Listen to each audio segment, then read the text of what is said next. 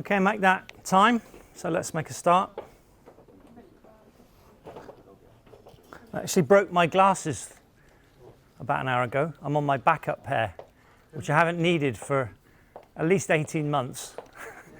And they're the wrong prescription for what I now need, obviously.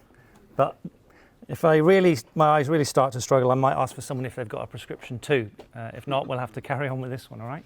Okay, so before I start, just a quick word about the title. This is obviously a 45-minute talk, so you have to take the word everything with a pinch of salt, right? There's no possible way we're going to cover everything. It's just a few things which you may or may not find interesting or surprising, or some combination of the two. So we'll start with something simple, and then we'll go on to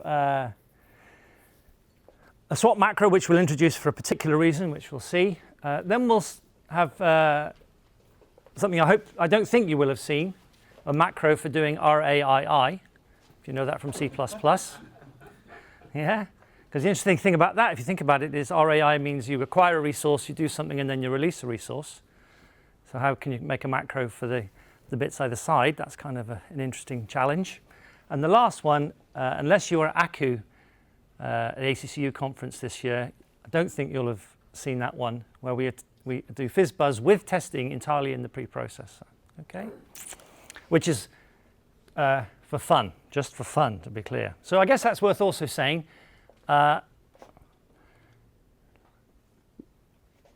Like with any tool, when you're using the tool, the more you know about the tool, the more professional you can be when you're using it. If it's a sharper knife, you want to be more careful using it, etc. But the preprocessor is a really blunt tool. It doesn't respect scope. It's nothing actually to do with C. It's pretty much just a pre-filter program. And Bjørn Strustrup famously said in his little book, The Design and Evolution of C++, I quote, "I would like to see the preprocessor abolished." And that was written probably 20 years ago now, and they're still trying to get module system in there, right? But hash includes, it's a tricky bugger to get rid of, right? But think very carefully about using any technique involving the preprocessor before you actually decide to use it, okay? Right. So we're going to do slides for the last bit, but pretty much mostly what I'm going to do is demo this stuff, because that's the way Oleandro did it yesterday in his talk, and I thought, that's the way to do it, yeah. So we'll start with, like, as I say, something very simple. The preprocessor is amazingly complicated in terms of its internal complexity. If you read the spec for it, it's actually described in terms of 7 phases. And different things happen at different phases, and when the particular thing in question happens makes actually quite a difference. So one of the things that happens in the preprocessor in one of those phases is, as the test name suggests, string literal concatenation. So this may well be a bug that you've been bitten by in the past. And if you have, you may have been able to fix it. And if you did fix it, you may or may not have known whether you fixed it in C or C++, or in C or in the preprocessor. Okay. So we'll start off with just a simple array of string literals. They're comma separated, so there's 4 of them. So if we run the very simple assert on line 13, then it passes and we get a green, as you can see up there. But if we remove the commas, like that, intuitively you might expect that's an error. And in terms of C, it is an error. Yeah, if that was the code that actually got presented to the C compiler, that would be an error, but it's not, because the preprocessor arranges for adjacent string literals at the preprocessing level to be concatenated into a single string literal. So the C compiler is not seeing what you're seeing. And in truth, really, that's the reason that Bjørn doesn't like the preprocessor. If you think about modern languages, Java, C#, etc., the language that you see on the screen in front of you is the same as the language that the compiler sees when it's compiling. And you shouldn't underestimate the value of that equality. Think about building refactoring tools and things like that. Yeah, it's perhaps no surprise that the refactoring tools support for languages like C and C++ takes much longer to build, is much more complicated, and sometimes you don't even get it to the same degree because it's not the same. There's a transformation. Okay, so if we do this when it's going to fail, because the assertion is still 4. Let's see that fail. Yeah, so it's just a very trivial assert, and if we change it to 1,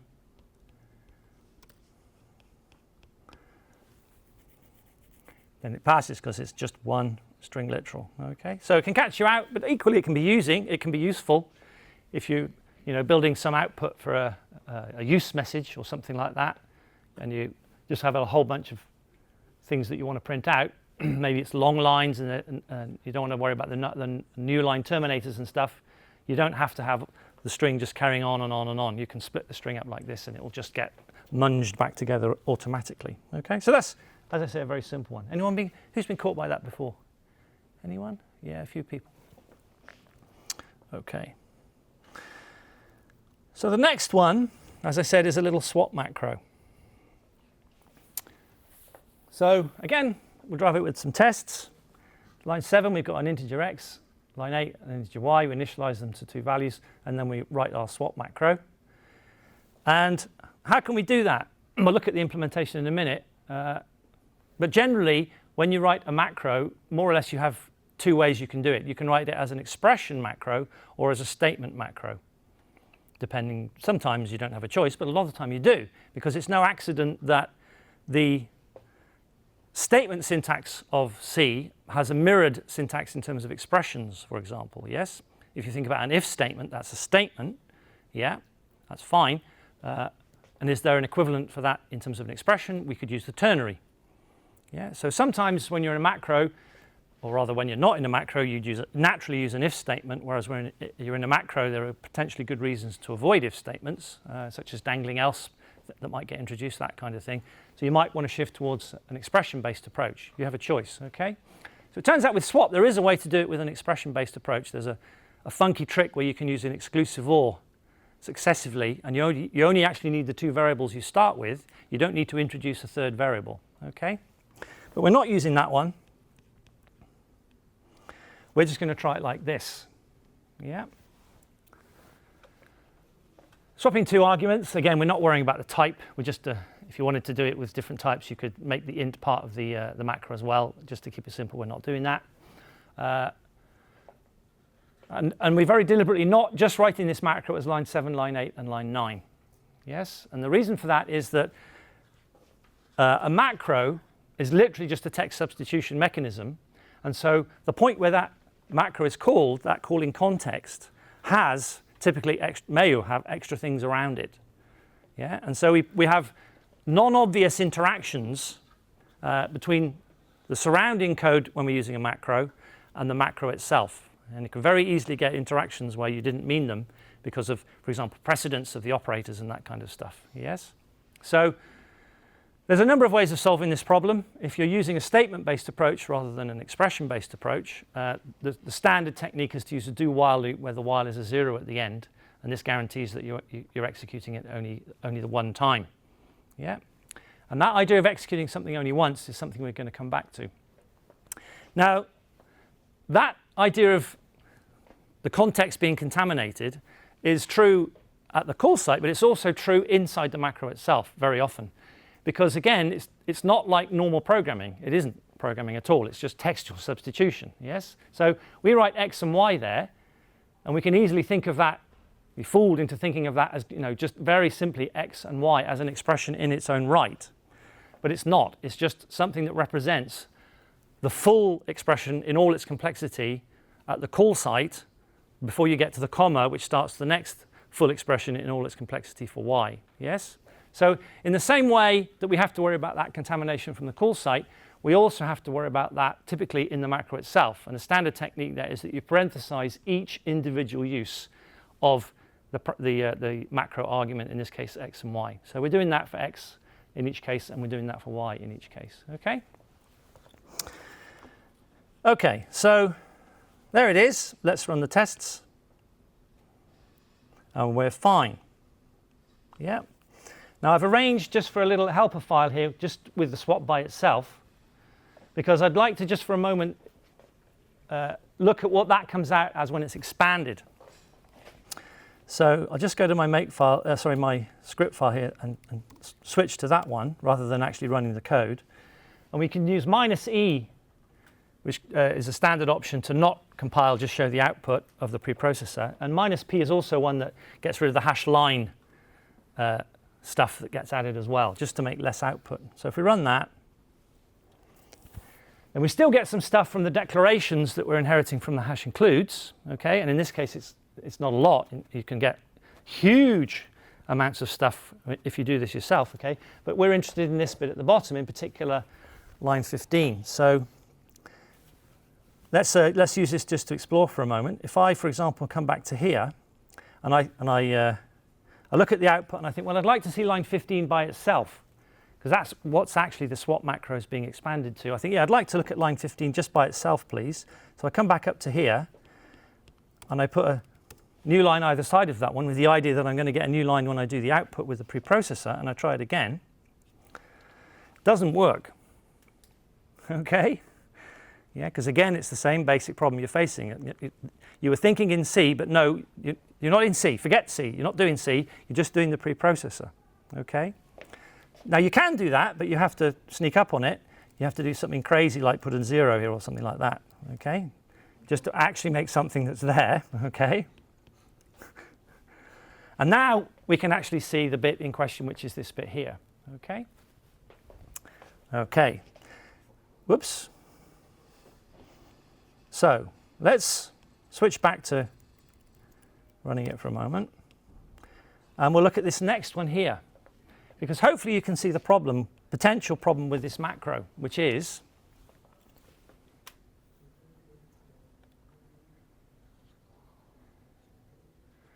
if you okay, so among the several problems, right, yeah, you should always say that for the preprocessor. Among the problems, yes, that's a very important point. We've got X and Y being evaluated twice. Side effects, massive potential complication, sequence points, complexity being introduced, yes, definitely, okay?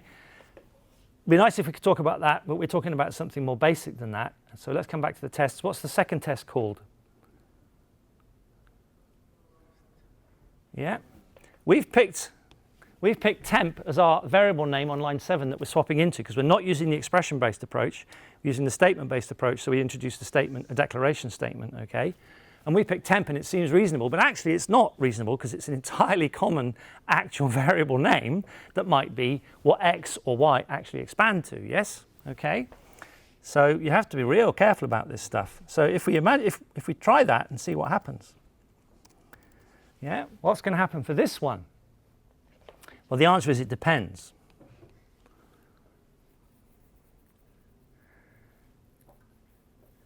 We've still got our zeros, so let's get rid of those.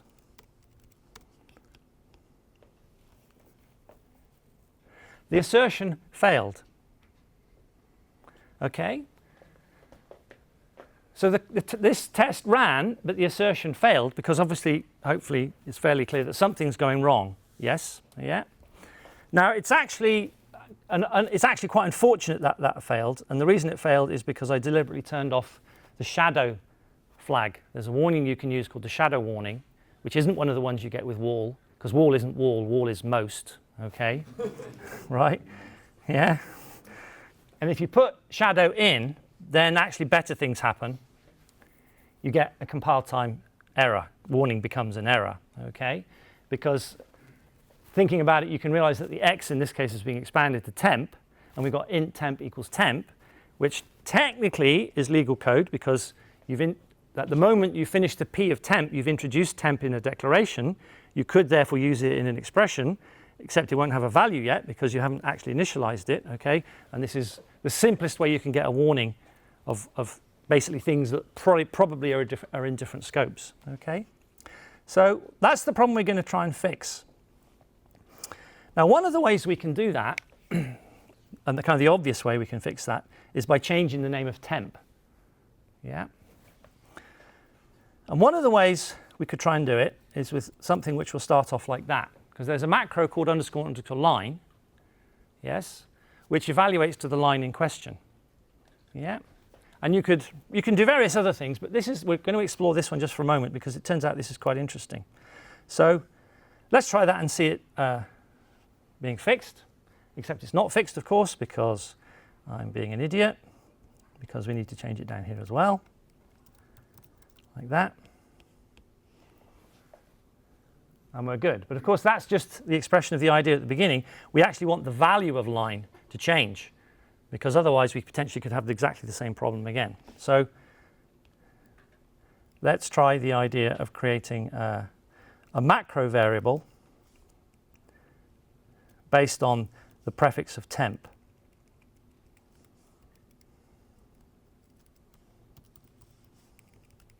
And we'll attempt to make macro variable become a variable name, which is temp as a prefix and then the line as an afterwards, okay? So mvar our name, and we'll try v, and then we can use the splicing operator, okay, with underscore underscore line. Yeah, and let's see if it works. Whoops. And we could be fooled into thinking it works. So let's come back to here again and look at the output that's coming from the preprocessor when we use this swap macro here, and let's see what we get. Didn't work. Okay? Because underscore underscore line is still just underscore underscore line. Yeah? You might think, oh, it shouldn't be. Well, it is. Okay? So it's crazy. There is a way to fix this, but it's crazy. You have to explicitly concatenate the two arguments in question with another level.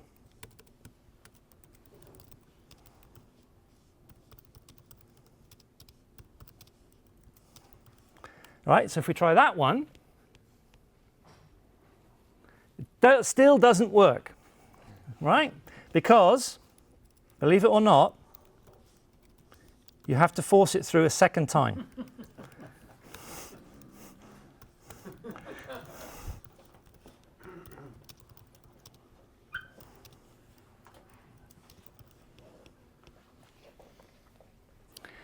Woohoo! How did you figure this out? It's a lot of sweat and effort and reading of the standard. Yeah, because it is standardized. It is specified, this stuff, okay? And there is kind of a logic behind it, but you have to sort of bend your brain slightly to see that logic sometimes, okay? So, if nothing else, again, I hope you're convinced about the non-intuitive nature of the tool that we're talking about here, the preprocessor, and the bluntness of it as well, okay? And we'll come back to our little friend mvar at the end of the talk. Okay. So the next thing, which, as I said, is the idea that a very common pattern is you acquire a resource like a file handle or a var arg list, and then you use it, and then you have to give it back. That's pretty much the definition of a resource, something you've got to give back, okay, because it's a scarce resource, yeah. So that's the challenge. Write a macro for that. And pretty much, I don't think it's possible if you do it with regular approach. You need some kind of insight, some trick, basically. And there's a guy called Serge, I forget his surname, I've got it listed in one of the comments somewhere, who came up with this idea. So this particular idea isn't my idea. I've modified it slightly, but the basic idea that we're going to see is his idea. So full credit to Serge. So here's the idea, the core of the idea. If we look at the for loop on line 18, yeah, nothing new there. It's just a for loop. But we're particularly looking at that I++ at the end of the for loop. Because lexically, that I++ is where it is, okay? But it's not lexically the same as when it gets run at runtime. The actual runtime behavior is the same as in the while loop, if we look at the top, right? So there's the equivalent while loop of the for loop, and the I++ is at the bottom of the loop. Yes? So the idea, if you hopefully can start to see it already, is that we could make that I++ any general expression, and it would be the expression that releases the resource. Yeah? It would happen at the end of the scope, but lexically we could make a macro that just corresponds to the for loop top part, Yeah? And the middle part would just drop out because that's what's coming afterwards, right? Yeah? That's the idea. Yeah, and you can do it. It is possible. So, sure. That's just the introduction of the idea. That's not the actual code. I've got we're going to actually do that for the actual code. You're going to see that in a moment, okay? So let's have a look. So I've made a hypothetical class called a wibble, and a wibble basically just follows the same idea as a file. Yeah, wibble open, do something, wibble release. So it's the same as open, read, close kind of thing, okay?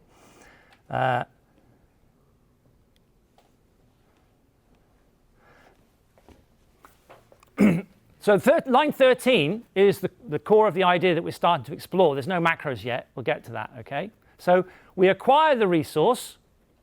Now, in this case, we can do that as part of the declaration of the for loop itself on line 13, which is nice because it controls scope, yeah? The end part over here, the wibble release, obviously, is as we described. The trick we have to now do is make sure that we only run the for loop once. Yeah. Now, there's various ways of doing this. You could, for example, do it without introducing an extra variable, because you could use the fact that w is a pointer in this case and just zero it, for example, that kind of idea. But in general, it's not possible to do that. For example, there's a VA list example we'll see shortly, and the standard says very clearly that it's not telling you what the type of VA list is under the hood, because it's a macro, yeah? And it may not be possible lexically to create a pointer to a VA list just by prefixing it with a star, okay? So in general, the only general way I know of doing this is with an extra for loop on the outside to introduce the variable that you're going to use to actually make sure that the inner for loop only runs once, okay? Yeah. So that's what it looks like when it's expanded. And then an example of the use, first example of the use here is on line 21. Yeah. We name the variable itself, which is the wibble variable. If there's any arguments that we need for its initialization, yeah, they have to come afterwards. So that matches up under the hood with the header from wibble, because if you look at line 8, you can see the acquisition of this wibble thing takes an integer. Whatever it is for your particular type, that's what you would use, okay? So we just need to make line 21 basically do lines 12 and 13. And for that, we just make a macro which goes with the API. And we can't quite see the end of the macro over there. So there it is, just to help me out again. Yeah. We've got the once variable. And we use our old friend, the comma operator on the right-hand side to do the release, and then make sure that we also decrement once so that we only do it once. Okay. And varm is just mvar, using the same trick that we saw just a moment ago to create a variable, which hopefully won't clash with another variable given we're introducing it. Okay? And it turns out this basically just works. Yeah, because there it is as a single using, and this is with an explicit block. Lines 22 and 24 form a block. Okay? But if you think about the for loop that we're getting on lines 21, you don't have to use a block for a for loop. So if you want to do it without the for loop in a sort of more terse syntax like this on line 29, that's fine. Okay? Yeah? And if you want to use a using, which you can see at the bottom, yeah, again, you can choose to have the blocks on lines 35 or 41. That's up to you. But you can nest these as far as you like. Yeah? And everything just works. Yeah? I'm not saying you do this. Okay? But if you had to write code in C where you've got, you're opening one file, a second file, a third file, a fourth file, and then you're doing something with all four of them, yeah? And then you have to write manually the code to say, okay, release the file in all cases, depending on whether you did or didn't get the previous one, et cetera, et cetera. It's not that easy, okay? Well, maybe this is a little bit better. So as promised, we can do that for any resource in the sense of something we have to give back, okay? So here's the VA list one. Let's just see an example of using it, first of all. If you're not familiar with it, a VA list is how you access the arguments when you've got a variadic function. Okay? There's a type in the standard called VA_list, which is what we're seeing here on line 9. And as I said, VA list as a type is very picky. You don't want to mess with it. You just want to leave it as its own type. Okay. You can't collapse both of these declarations of the variable to do it once and the variable for the VA list into one for loop, because the for loop initialization part, the type has to be the same, even if you've got more than one that are separated by commas. Okay. So we do both of them like that. And again, both of them have to make sure they only execute once. We don't need anything to happen on the ends of these for loops. We only need the once minus minus to happen once at the very last time. Okay? And that allows you to just use it. And the other one I've got here is a file. So here's fopen, fclose, minus minus. And here's the use.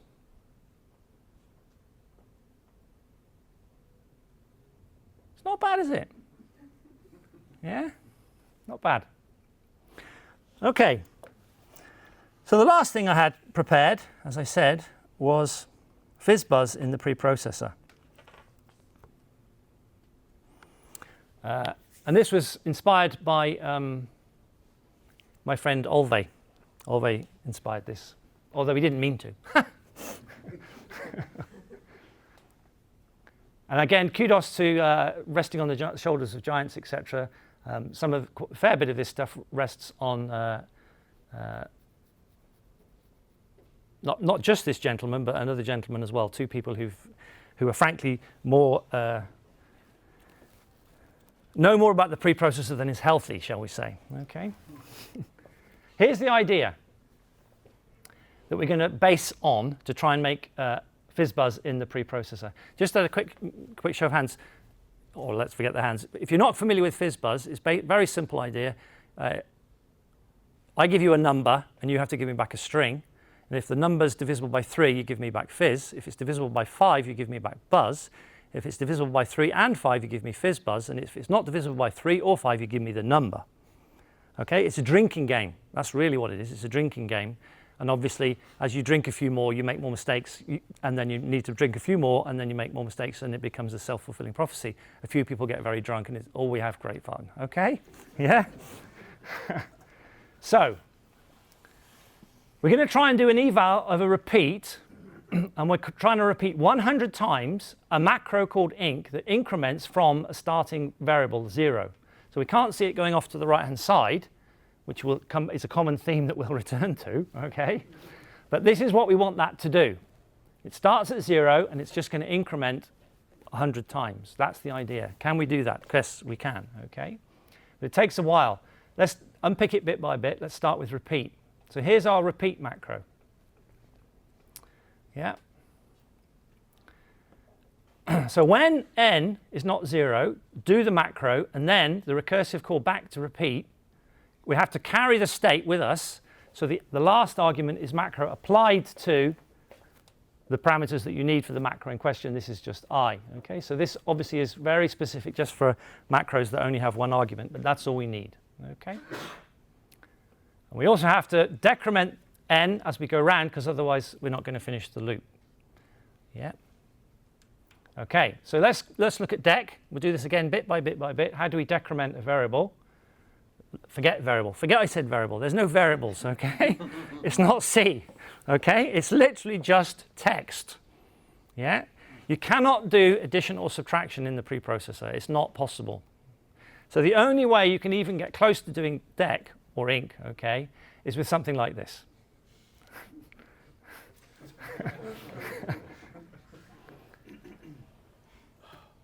Yeah? So it's possible, but again, it reveals the bluntness of the tool that we're working with, okay? This is mostly just a challenge to me, I thought, do I really know the preprocessor kind of thing, yeah? Okay. Yep, okay. So now let's look at the when. Now if you look at the when carefully, you can see it's got a first set of parentheses for the integer value that we're looping around, okay? And it's got a second set of parentheses afterwards for the second thing, yeah? Because the slash at the end is just the common notation for a logical line, okay? Yeah? And from the top, the idea we're aiming for is that we're using 0 and 1 in their Boolean sense, yeah? And so 1 is false, and so true, sorry, sort of in this weird notation. And so we retain the 42, and the bottom line retains through to 42. But when we have a 0 in the first argument between the parentheses, then everything just collapses to nothing. Yeah, that's essentially what we're trying to aim for here, okay? How can we do that? Here it is, start of it. Yeah, so we're expressing the idea when C, which is just the first part, okay? And then we do if C, which we'll look at, and then expand eat. And expand and eat are macros here, which then rely on the trailing context being the second part with the parentheses. And then we either have to eat that or expand it. So we can expand it now with modern C preprocessor by using variable arguments in the macro. Couldn't do this before, but you can do this now, okay? Whereas if we have the eat expansion, then again we just drop away to nothing. Yeah. How do we do the if? Yeah. Well, there's a kind of another level of indirection. As we saw on the previous slide, you have to somehow get a kind of a cast to a Boolean. It looks like a cast to a Boolean. That's the idea we're expressing. Is it 0 or 1? Okay. And we do that like this. Okay. Again, cat means concatenate. So if the Booleanness cast has worked correctly, the argument to if C, which is C, will be 0 or 1. So if we lex those two together, we get if 0 or if 1. Yeah. And if it's 0, we take the trailing arguments, but if it's 1, we take the initial argument. Yes? Because that gives us the expand or the eat, and the second part follows through. Okay? Yeah? Okay, so here it is just for a couple of examples, because there's a lot of stuff happening here. Okay? John, can I ask you a question? Of course. The bool, is that a built-in? No, we haven't got to that yet. Okay. Yeah. Good question. I haven't got to that yet. Okay?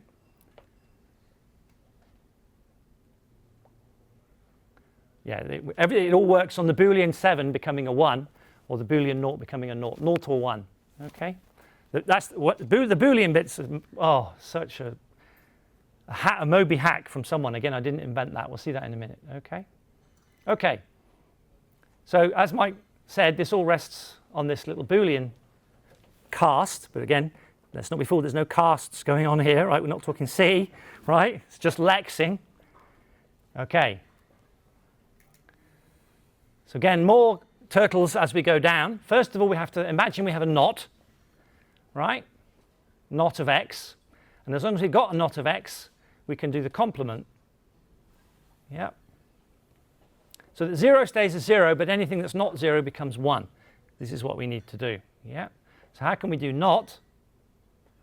Here's not.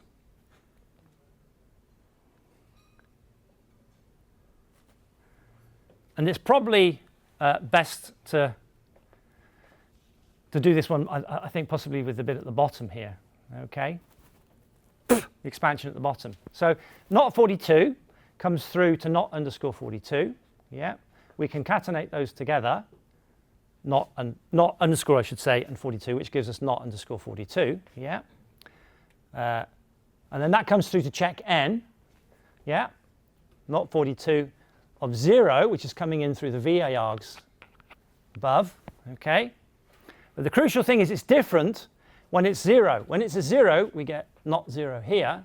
Okay. And not 0 is on line 2, and that's different simply because it has a different number of arguments. It's a tilde and then a 1, yeah, and the tilde and the 1 come through to here, and therefore the extraction of the second argument is always 1. Okay? So you can pick different positions. In this case, the second argument is 0, yeah, because we didn't have a different expansion, but in this case, the second argument is 1. Okay? So it's pretty horrible, but whatever you do, it's going to be pretty horrible, frankly. Okay? Yeah? Okay, we still haven't done repeat, because apparently this is a recursive macro, and the standard says you can't have recursive macros. Yeah? Well, it turns out you can. There's actually a couple of ways to trick recursive macros to carrying on going, but by default, they won't carry on going. Some of the wording for this is about whether it's they paint the symbols red or green, that kind of thing, okay? But it is possible, yeah? You have to kind of, as the words of the identifiers try and give an impression of, you have to try and trick it to defer the expansion of certain things at certain times, okay? Which is what's going on there, okay? So repeat indirect is quite a crucial part of this little trick, okay, with the obstruction and the deferring. Okay, and so with all that, we can repeat 100 times inc 0 and it works, as long as we do inc like we did dec, okay? Now we can start to do FizzBuzz. So FizzBuzz, we introduced the idea of repeating 100 times a macro called cycle 3. And cycle 3 cycles through the 3 values. Okay, 0 becomes 1, 1 becomes 2, 2 becomes 3, 3 comes back to 1. And as long as this is recursive, the output is going to be exactly as you see on the middle line. 1, 2, 3, 1, 2, 3, 1, 2, 3, 1, 2, 3, 1, 2, 3. We're cycling 1, 2, 3, 1, 2, 3, 1, 2, 3, 1, 2, 3. Okay? Yeah. We do the same thing for cycle 5. That's just going through from 1 to 5. Yeah? Okay. And then we need a new macro, nth arg, which is pretty straightforward and pretty dumb. It just picks the nth arg as specified by the first argument. Okay? There it is. Yeah? We need this for 1 to 100. There it is from a mile away. I didn't write this. I wrote a program to write this. Yeah? And now we can start to do FizzBuzz. So there's FizzBuzz of n. Yeah? And what we have to do is n plus the nth arg of the repeats of 1 to 3 and the nth arg of the repeats of 1 to 5. That gives us 3 arguments which come through to this FizzBuzz. Okay? What does it do with the 3 arguments? Okay, it changes them on to this FizzBuzz primitive, which simply concatenates most of them together except the first argument, which is n. Right? Remembering that in this case, the f and the b are always going to be 1, 2, and 3 for f, and 1, 2, 3, 4, 5 for b. Yeah?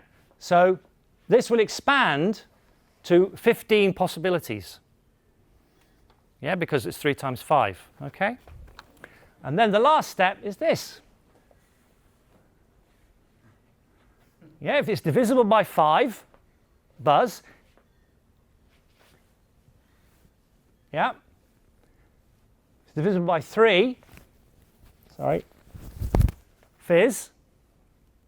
And if it's divisible by 3 and 5, it's FizzBuzz.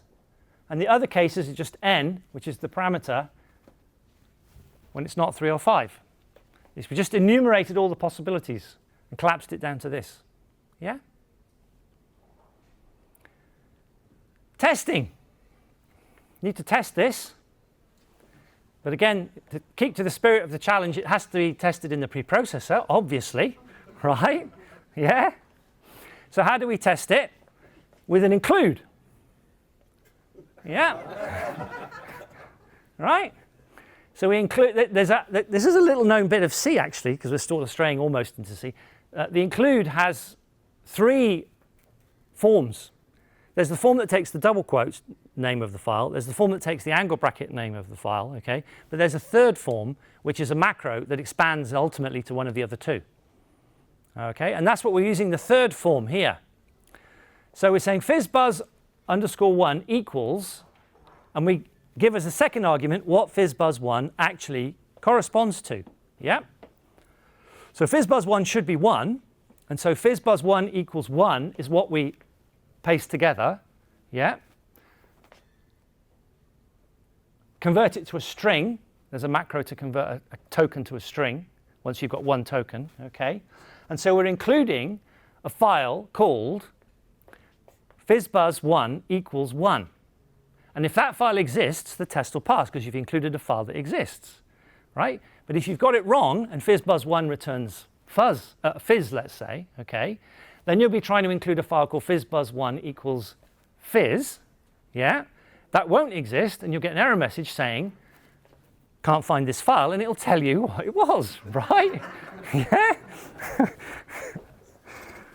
Yeah. And so here it is.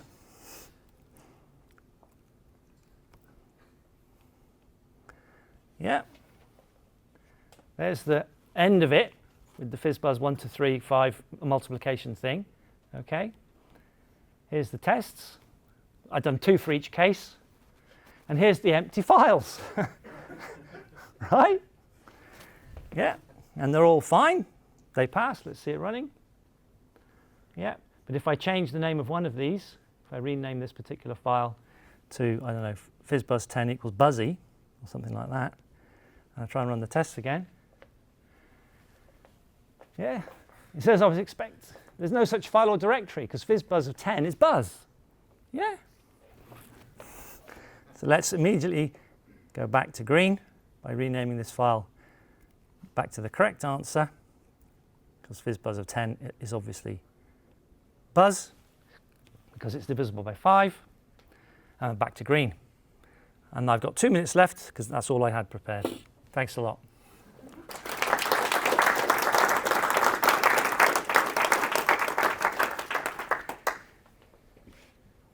Any questions from anyone?